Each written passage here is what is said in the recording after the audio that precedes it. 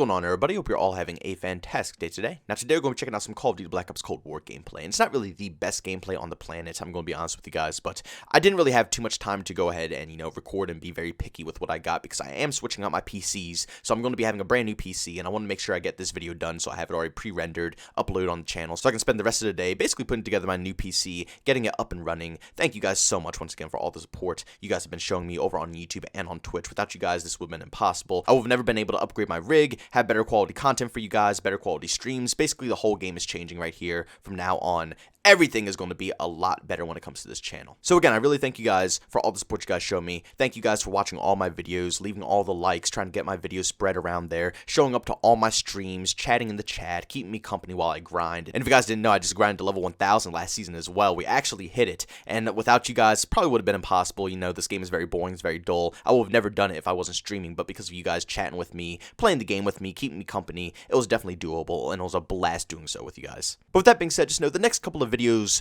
will more than likely be a little bit different of quality because, like I said, it's a brand new PC. I have to readjust the audio, get the visuals back into order, try to get everything adjusted. So it might be a little different for the next couple of days, but everything should return back to normal very, very shortly. But today we're going to be talking about Season 3, which just dropped, and we're going to be discussing absolutely everything. Black Ops Cold War, and especially when it comes to Warzone. Warzone is probably the biggest topic when it comes to today's video because I really have to talk about this. I am just...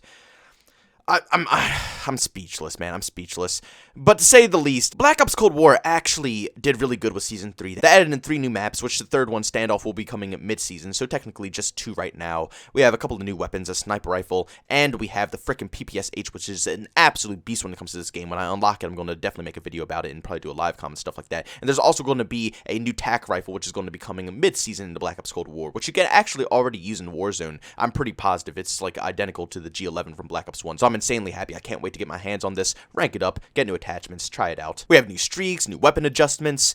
Everything in Black Ops Cold War is looking really good right now. Seriously, it's looking really good, and I gotta give Treyarch props. They're finally kind of pulling this game together, and even though I'm still having my texture glitches and all these problems, I'm going to see when I plug in the new PC, I'm going to see if I have the same issues, or if the game is going to run any better. I'm going to keep you guys updated with all that stuff, just so I can give you guys, 100% answer when it comes to this stuff, because I've been ranting all year about the performance of this game, and I'm going to finally see if it was just my PC, or if it's an everybody issue. But like I said before, other people with $3,000+ rigs are running into the same issues as me, so I highly doubt it's just my PC type of deal, but like I said, I'll keep you guys updated with that stuff. But I highly think that by Season 4, Black Ops Cold War is going to be very playable, and it's going to be in a good state that you could probably purchase it with your hard-earned money. I would say maybe $40 probably I would put towards this game when it's in Season 4's current state. But right now, it's starting to slowly feel like an actual Call of Duty game. Not completely there, obviously, with the gameplay and stuff like that, but when it comes to content, there's finally stuff to do. The boring drought of having nothing to do, no maps, no weapons, no variety in the game is finally slowly coming to an end. And with all the new variety of weapons, like I just said, along with them constantly making new weapon updates and weapon nerfs and buffs and stuff like that, allowing the guns to be more playable, I think this game is going to be good by Season 4. To be completely honest with you, I think it's going to be good by Season 4. Because right now, all the metas are pretty great. They nerfed the Street Sweeper, and I barely see it in my lobbies anymore. And even though it is a viable shotgun, it's not as overpowered as it used to be. It's not getting one-taps from certain ranges, which was probably the main annoying feature of the Street Sweeper. So that's very good. They toned it down, so now the shotguns are kind of even again. All the SMGs are very even. The ARs are very even.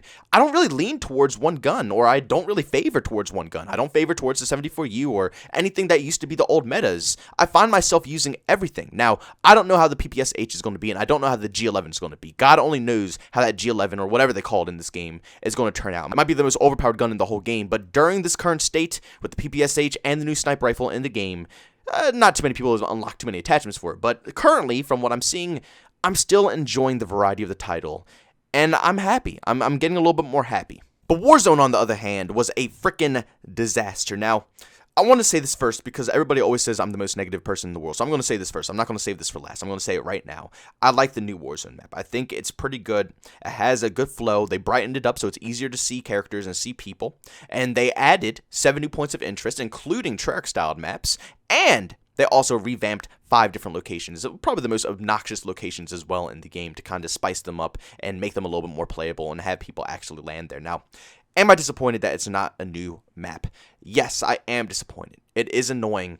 But at the end of the day, Infinity Ward isn't working on this title anymore, and Infinity Ward were the creators of Warzone, and Raven are the only people who are working on, Warzone at the moment. So I don't really expect Raven to go ahead and from scratch design a brand new map that, Activision is going to run with. No, if anybody's going to make a new map, it's either going to be Treyarch or Infinity Ward. But during this current moment, I think it's good enough to have enough content. It's a great addition to Season 3 because Season 3 is supposed to be more focused on Black Ops Cold War, right? Every time a new Call of Duty game comes out, it's supposed to be revolved around that. Warzone shouldn't really, outshine Black Ops Cold War, even though it did with the nuke event, and I'm going to get into that one. Oh boy, let me tell you, I'm going to tear into this thing like you've never heard anybody tear into anything before. But besides the nuke event, everybody should be more focused on Black Ops Cold War because that's the 6v6 experience. There's no Warzone in Black Ops Cold War. This is like the only 6v6 game that we got at the moment, and that's why I want them to fix it and make sure it works properly so we can have a proper respawn experience. Back to the main topic, yes, I think this new Warzone map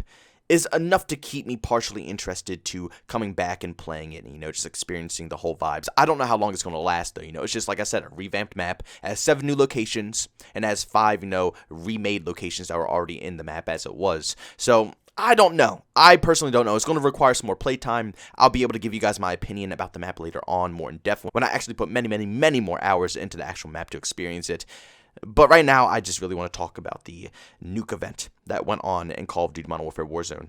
That was a freaking disaster. Now, I'm going to be honest with you guys. The first event was actually pretty good.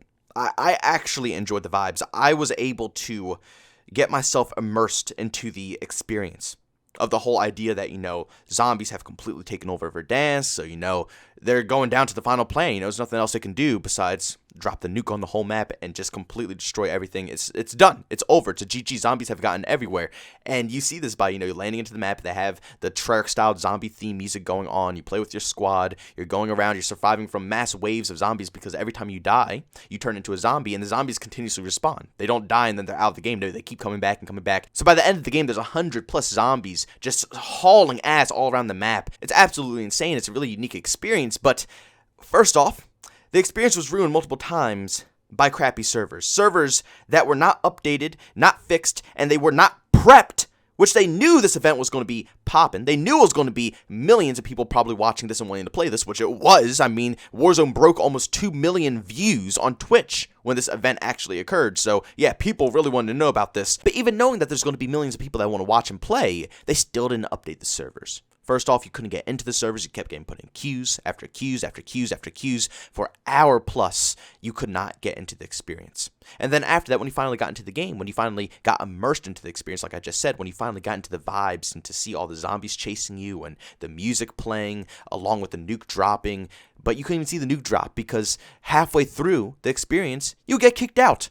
Which, to me personally, the first time you get kicked out, that's a GG. The experience is over. The immersion into the vibes of what they're trying to put through there is done. And you might say, well, this is because they're getting millions of people. But that's unacceptable. They knew they were going to get millions of people, so why didn't they prep? Why can other games like Fortnite be able to manage large events with all these people playing their games, but you can't do this over here with Warzone, a game that's making Activision millions of dollars? They couldn't invest any of that money into making sure the servers and the experience were clean. And even when the nuke dropped itself, it was alright, it was a cool explosion. You can see the actual detail in the design of how they leveled out the map with the explosion, the actual clouds bursting out. It was definitely detailed. It was great. Whoever did all the graphics and all the work in that field did a phenomenal job, but at the end of the day, the whole thing just felt underwhelming, I guess. Coming from a game that's praised so highly by Activision, saying it makes them so much income, you would think that we would get something a little bit more extra, especially compared to other games out there that have much larger events than this. And after this explosion, you couldn't even go play the brand new map yet. They forced you to go to Rebirth Island, which was okay, they had some different things there, and they had the second cutscene, basically. But they forced you to play that for the remainder of the day until the next day came, which they had Section 2 of this whole, nuked out event, which I personally thought was going to be the savior. After the first event, I didn't make my video right away. I would have made a video about that instantly. I really would have, but I wanted to wait. I wanted to hold off because they said it's a 2-part event, and I wanted to make sure I got the full experience. So I did. I waited for the second part. I had high hopes for it because I was like, you know what? The first part wasn't actually that bad. It was mediocre. It was average. So if it was just average, I can only imagine what the second part's going to be like. The second part was crap. An utter letdown. You go to the Rebirth Island. And basically, you guys are the ones who send the nuke over to Verdansk instead of just making a quick little cutscene, which is all I wanted, because at that point, it was getting boring, it was tedious, it was just a game mode of whoever can hold on to the nuke and freaking explode it and all this stuff. It was just not even a good game mode to play. It was boring, it was pointless, I did not enjoy it at all. The whole second portion of this nuke event was a waste of time. They could have easily made this 10 times easier by just releasing the brand new 1984 map with the first section of the nuke event. You know, you play with the zombies, they nuke the map, they go back in time, they have 1984 there for you to play. That's it. There's no reason to hype up anything. They hyped it up. It was false hype. And the worst part about the whole thing is that the servers didn't work the whole time. Even in the second portion, they didn't even fix the servers. The first time, they knew it was bad. They had to deal with a ton of people coming in. But then the second time, they didn't even resolve the issue. They did the same thing. You had to fight. You had to fight to get into the servers and try out this new mode. It was a horrible event. The connection was disgusting. I mean, they can't plan something out like this. They can't hype something up like this if nobody can even experience it.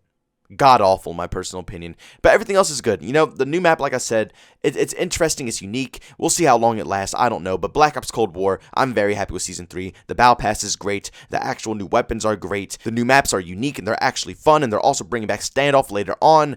I'm more excited to see what direction Black Ops Cold War is coming in. Warzone, God only knows. After that event, God only knows what's going to happen to this game mode. But Black Ops Cold War, I hope that we can see a bright future with this game eventually. But guys, I'm going to end the commentary off there. If you enjoyed today's video, make sure you leave a like. By all means, you hate it, leave a dislike. Also, if you're brand new, you enjoy the content, don't forget to subscribe and hit that notification button. Also, want to chat with me, there's two ways to do so. I have a Twitter and Discord, both links are down in the description. And also, get you live streams of video games I do over on Twitch. Link to that is in the description as well. But guys, thanks so much for tuning in. See you on the next one.